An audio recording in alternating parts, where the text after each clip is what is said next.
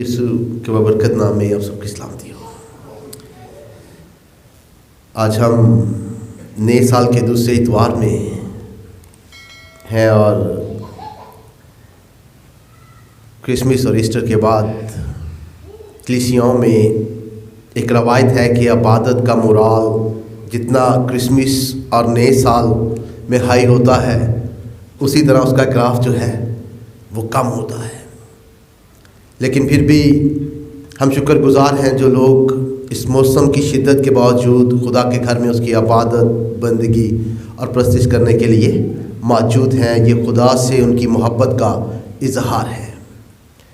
آج ہم خدا کے پاک کلام کی روشنی میں یہ سیکھیں گے کہ ایک ایماندار کس طور سے مطمئن زندگی بسر کر سکتا ہے، کیونکہ جب ہم اس دنیا پر نگاہ کرتے ہیں تو دنیا میں لوگ وسیع پیمانے پر غیر مطمئن دکھائی دیتے ہیں۔ بہت سے لوگ اپنے کام سے مطمئن نہیں ہیں، بہت سے لوگ جہاں وہ رہتے ہیں اس جگہ سے مطمئن نہیں ہیں، بہت سے لوگ اپنے حالات سے مطمئن نہیں ہیں، بہت سے لوگ مالی مشکلات کی وجہ سے مطمئن نہیں ہیں اپنی زندگی میں، بہت سے لوگ اپنے ازدواجی رشتے میں مطمئن نہیں ہیں۔ اس کے علاوہ اور بہت سی وجوہات ہو سکتی ہیں کہ لوگ غیر مطمئن ہوں، لیکن پالوس رسول فلپیوں کے خط کے 4 باب میں اپنی زندگی کا ایک نمونہ پیش کرتا ہے جس کے مطابق ہر ایک ایماندار جو ہے وہ ایک مطمئن زندگی بسر کر سکتا ہے۔ اور فلپیوں کے خط اس کے 4 باب کی 11ویں آیت میں پالوس رسول یہ کہتا ہے کہ میں نے یہ سیکھا ہے کہ جس حالت میں ہوں اسی پر راضی رہوں۔ جس لفظ کا ترجمہ یہاں راضی کیا گیا ہے اس کے لیے انگریزی زبان کا لفظ کنٹینٹ استعمال ہوتا ہے، جس کا مطلب ہے مطمئن ہونا۔ یہ لفظ ہے تسلی دینے والا، اطمینان دینے والا، خوشی کا لفظ ہے، لیکن بہت کم استعمال ہوتا ہے۔ اس کی جگہ ایک اور لفظ استعمال ہوتا ہے سیٹسفیکشن، جس کا مطلب ہے مکمل ہونا، مطمئن ہونا کسی بات پر۔ اور ہم دنیا میں لوگوں کو انسیٹسفائیڈ دیکھتے ہیں، حالات سے، تعلقات سے، رشتوں سے، معاشی صورتحال میں۔ اس سے فرق نہیں پڑتا ہے کہ ان کے پاس کیا ہے اور کیا نہیں، لیکن جب ہم جو لوگ ہیں، ہم جو ہیں وہ مسیح یسوع پر ایمان رکھتے ہیں، اس کے نام سے کہلاتے ہیں، ہمارا توکل اس پر ہے، تو پھر ہمیں اپنی زندگیوں میں غیر مطمئن نہیں ہونا چاہیے، کیونکہ زبور 107 اس کی 9ویں آیت میں لکھا ہے کہ وہ ترسی جان کو سیر کرتا ہے اور بھوکی جان کو مالا مال کرتا ہے۔ اور زبور 23 اس کی 1 آیت میں لکھا ہے خدا میرا چپان ہے، مجھے کمی نہ ہوگی۔ اور بطور ایماندار ہمیں خداوند یسوع مسیح کے وہ الفاظ ہمیشہ یاد رکھنے چاہیے جو اس نے متی کی انجیل اس کے 6 باب کی 31ویں آیت سے 33ویں آیت میں کہی، اور کہا کہ اس لیے فکر مند ہو کر یہ نہ کہو کہ ہم کیا کھائیں گے، کیا پئیں گے یا کیا پہنیں گے۔ ان سب چیزوں کی تلاش میں غیر قومیں رہتی ہیں، اور تمہارا آسمانی باپ جانتا ہے کہ تم ان سب چیزوں کے محتاج ہو۔ پہلے اس کی بادشاہی اور راست بازی کی تلاش کرو تو یہ سب چیزیں بھی تم کو مل جائیں گی۔ ہمارا خدا ہمارے باطن کے بارے میں جانتا ہے، ہماری ضروریات کے بارے میں جانتا ہے۔ جب ہم بطور ایماندار اس کی راست بازی اور بادشاہی کو پالیں گے تو یہ ساری چیزیں بھی ہمیں مل جائیں گی۔ پالوس جو ہے وہ اپنی زندگی کا نمونہ ہمارے سامنے اور فلپیوں کی کلیسیا کے سامنے رکھتا ہے، کیونکہ وہ فکر مندی میں مبتلا تھے، اور پالوس انہیں بتاتا ہے کہ اس کی اپنی زندگی مسیح یسوع پر ایمان لانے کے بعد تبدیل ہو گئی، روحانی طور پر اور دنیوی طور پر بھی۔ وہ مشکلات کا سامنا اسے کرنا پڑا، اسے تنگ کیا گیا، اس کا مذاق اڑایا گیا، اسے کوڑے لگوائے گئے، اسے قید میں زنجیروں کے ساتھ باندھا گیا، اسے رد کیا گیا، اس کے خلاف منصوبہ بندی کی گئی، اسے لوگ قتل کرنا چاہتے تھے، اسے قید کیا گیا۔ لیکن اس نے خدا کے کلام میں یہ سیکھا ہے کہ جس حالت میں ہوں اسی پر راضی رہو۔ جب پالوس نے یہ سیکھا ہے تو یہ میرے اور آپ کے لیے بھی سیکھنے کی بات ہے کہ ہم بھی سیکھیں کہ ہم کس طرح سے اپنی زندگی میں ہر حال میں ہر وقت جو ہے وہ مطمئن رہیں۔ یہ ہمارے لیے انتہائی اہم ہے۔ اور پالوس نے سیکھا ہے کہ اس نے بھوکا رہنا بھی سیکھا ہے، اس نے سیر ہونا بھی سیکھا ہے، اس نے پست ہونا بھی سیکھا ہے اور بڑھنا بھی سیکھا ہے۔ تو میرے اور آپ کے لیے بھی یہ ضروری ہے کہ ہم یہ سیکھیں کہ ہر حال میں مطمئن رہیں۔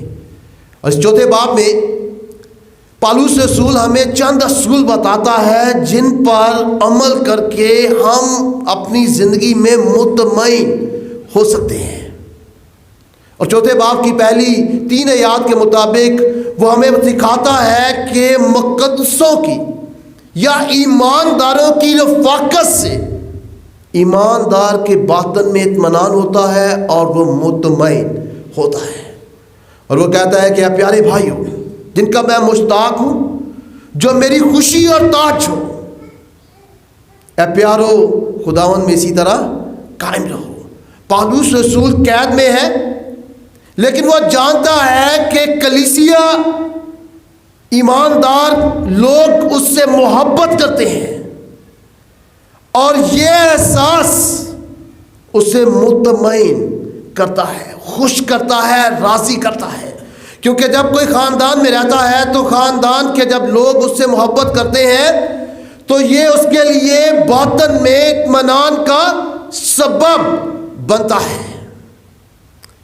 مجھے یاد ہے میرے والد جو ہیں وہ بیماری کی حالت میں جب کلیسیا کے لوگ ان سے ملنے کے لیے آتے ہیں تو وہ باطن میں اطمینان پاتے ہیں بیماری کے باوجود، کیونکہ لوگ ان سے محبت کرتے ہیں، وہ لوگوں سے محبت کرتے ہیں، اور مقدسوں کی رفاقت سے ایماندار جو ہے وہ باطن میں اطمینان حاصل کرتے ہیں۔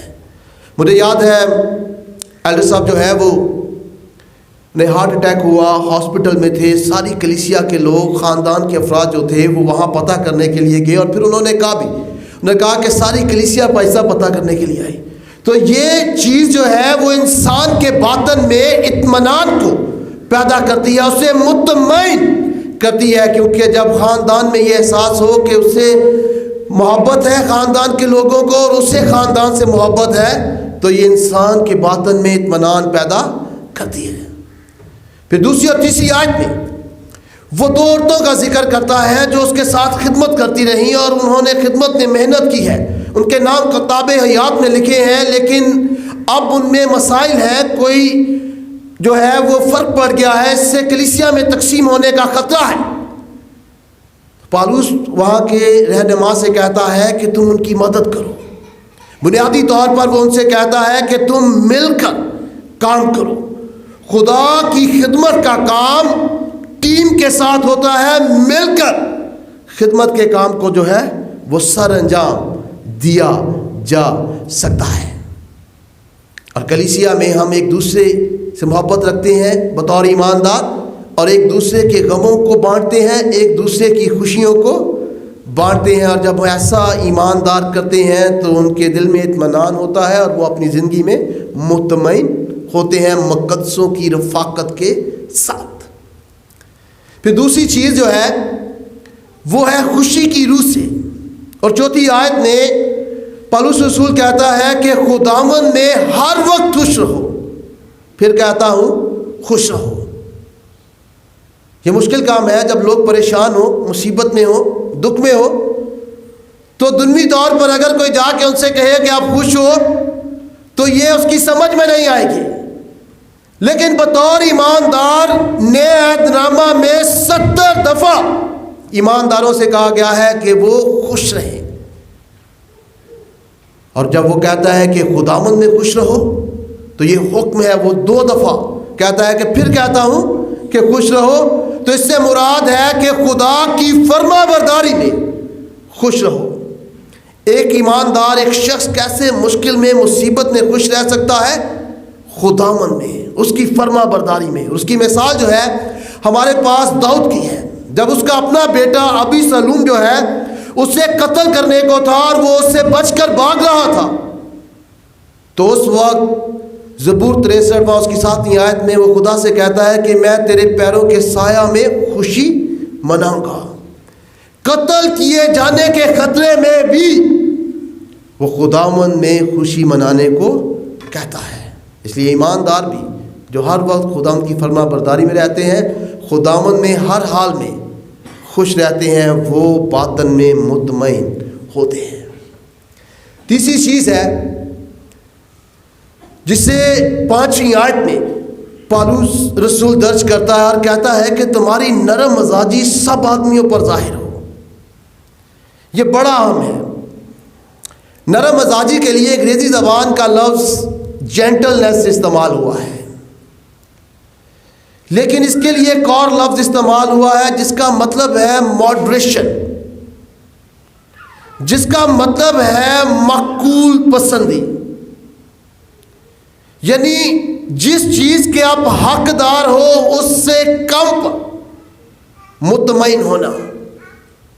اور دنیا میں بہت سے مسائل اس وجہ سے ہے کہ لوگ سوچتے ہیں کہ جس چیز کے وہ حقدار ہیں وہ انہیں نہیں ملی ہے۔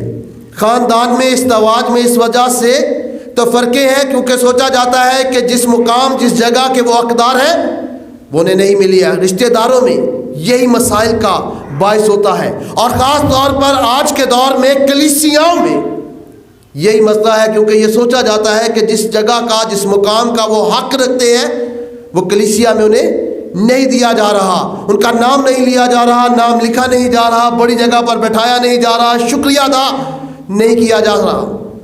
جس چیز کا وہ حق رکھتے ہیں یا حقدار ہیں وہ انہیں نہیں مل رہی۔ اگر کوئی حق سے کم میں جو ہے وہ مطمئن ہوتا ہے تو وہ اپنے ایماندار ہونے کی گواہی دیتا ہے۔ یہ مشکل ترین کام ہے، یہ آسان کام نہیں ہے۔ پولس رسول نے بھی یہ سیکھا اور یہ ضروری ہے کہ میں اور آپ بھی سیکھیں، اور اس کی مثال جو ہے وہ خداوند یسوع مسیح کی ہے۔ جب اسے شیطان آزمانے کے لیے آیا تو اس نے ان چیزوں سے آزمایا جن کا وہ حقدار تھا۔ 40 دن بھوکے رہنے کے بعد وہ روٹی کا حق رکھتا تھا، وہ فرشتوں کی عبادت، تعریف اور سجدے کا حق رکھتا تھا، وہ بادشاہت کا حق رکھتا تھا، لیکن اس نے جس کا وہ حقدار تھا اس سے کم پر اپنے آپ کو مطمئن رکھا، اور نہ غلط طریقے سے شیطان کے کہنے پر اپنے حق کو حاصل کرنے کی کوشش کی۔ وہ ساری چیزیں جو شیطان نے اسے آفر کی، خداوند یسوع مسیح ان کا حق رکھتا تھا، لیکن اس سے کم پر اس نے جو ہے وہ اپنے آپ کو مطمئن کیا۔ یہ میرے اور آپ کے لیے مشکل ہوگا، لیکن یہ ایک ایماندار کی بہت بڑی گواہی ہے۔ پولس رسول جتنی اس کی خدمت تھی وہ بہت زیادہ کا حق رکھتا تھا، لیکن اس کا مذاق اڑایا جاتا تھا، اسے رد کیا جاتا تھا، اسے قید کیا گیا۔ حق سے کم میں مطمئن ہونا ایمانداروں کی روحانی مضبوطی کو ظاہر کرتا ہے، اور کلیسیاؤں میں آج کے دور میں اس کی سب سے زیادہ کمی دکھائی دیتی ہے۔ پھر خدا کی موجودگی کا یقین ہونا چاہیے جو ہمیں اطمینان بخشتا ہے۔ 5ویں اور 6ویں آیت میں پالوس رسول کہتا ہے خداوند قریب ہے، کسی بات کی فکر نہ کرو۔ بہت دفعہ یہ سوچا جاتا ہے کہ جب پالوس یہ کہتا ہے کہ خداوند قریب ہے تو اس سے مراد یہ ہے کہ خداوند کی دوسری آمد قریب ہے۔ اس سے مراد دوسری آمد نہیں بلکہ خداوند کا ہمارے ساتھ موجود ہونا ہے۔ ایماندار کا یہ یقین ہونا چاہیے کہ خدا ہر وقت، ہر حال میں، ہر مصیبت پریشانی میں ان کے ساتھ موجود ہے، ہر وقت ہر جگہ پر۔ پالوس رسول اس بات کا یقین رکھتا تھا جب وہ قید میں تھا، اس کے ہاتھ اور پاؤں زنجیروں سے باندھے گئے تھے اور صرف اس کے لیے بیٹھنے کی جگہ تھی یا کھڑے ہونے کی جگہ تھی، تو وہ اس وقت بھی یقین رکھتا ہے کہ خدا اس کے ساتھ ہے۔ زبور 121 اس کی پہلی آیت میں لکھا ہے میری کمک خداوند سے ہے جس نے آسمان اور زمین کو بنایا ہے۔ پھر ہماری دعائیں جو ہیں وہ شکر گزاری کے ساتھ ہونی چاہیے۔ یہ ہم میں اطمینان کو پیدا کرتی ہیں، ہمیں مطمئن کرتی ہے۔ اس لیے پالوس رسول جو ہے وہ 6ویں آیت میں کہتا ہے کہ ہر ایک بات میں تمہاری درخواستیں دعا اور منت کے وسیلہ سے شکر گزاری کے ساتھ خدا کے سامنے پیش کی جائیں، تو خداوند کا اطمینان جو سمجھ سے بالکل باہر ہے تمہارے دلوں اور خیالوں کو مسیح میں محفوظ رکھے گا۔ ہم بہت دفعہ دعا کرتے ہیں اور درخواستیں ہی کرتے جاتے ہیں، لیکن جو درخواستیں ہی صرف ہوتی ہیں وہ خدا کے حضور قبول نہیں ہوتی ہیں۔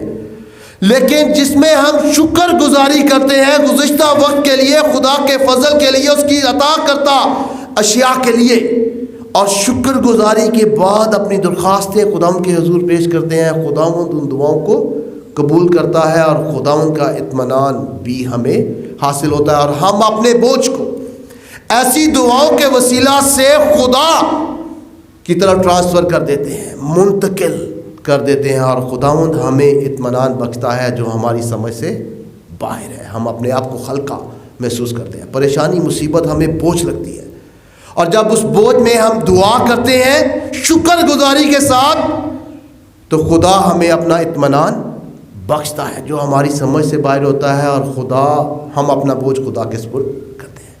اور آخری چیز ہے وہ 8ویں آیت میں کہتا ہے کہ مثبت چیزوں کا خیال رکھیں۔ بہت دفعہ ہم منفی چیزوں کا جو ہے ان پر ہماری توجہ زیادہ ہوتی ہے۔ لوگ گھروں میں، محلوں میں، چرچ میں منفی چیزوں کی طرف ان کی توجہ ہوتی ہے، لیکن پالوس رسول کہتا ہے کہ مثبت چیزوں کی طرف ہماری توجہ ہونی چاہیے، اور 8ویں آیت میں کہتا ہے کہ ان باتوں پر غور کریں جو نیکی کی ہیں، جو سچی ہیں، جو پسندیدہ ہیں۔ جب ہماری توجہ کا مرکز مثبت ہوگا تو پھر ہمیں اطمینان بھی ملے گا اور ہم اپنے دل، خیالوں اور ذہنوں میں مطمئن بھی ہوں گے۔ تو یہ اصول ہے جن پر ہمیں عمل کرنے کی ضرورت ہے، یا جن کے مطابق ہمیں اپنے دلوں اور ذہنوں کو تیار کرنے کی ضرورت ہے، اپنے دل اور ذہن کو تربیت دینے کی ضرورت ہے، تاکہ ہم خدا کے احکام کے مطابق بھی چلیں، عملی طور پر گواہی بھی دیں، اور روز بروز جو ہے وہ ایمان اور روحانی پختگی میں بھی بڑھے۔ خدا مجھے اور آپ کو ایسا کرنے کی توفیق دے اور اس پاک کلام کے وسیلہ سے بڑی برکت دے۔ شکریہ۔